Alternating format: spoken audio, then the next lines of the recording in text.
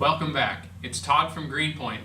Today's product that we wanted to share with you is what we call a stair jig.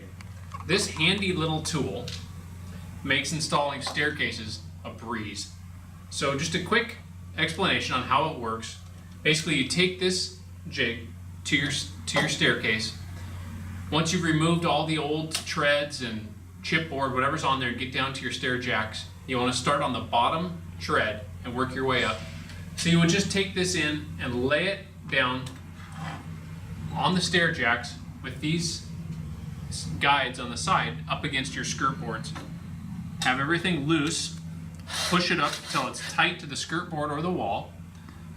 These will adjust so that they're parallel with your skirt board or wall. Tighten them down, tighten the center nut down, double check and make sure you're tight and parallel on both sides.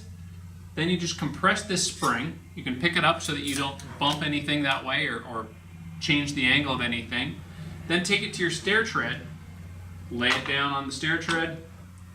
Again, align the backs with the back of the tread. Draw 2 fine pencil lines, 1 on each side. Take it to your chop saw and just remove that pencil line.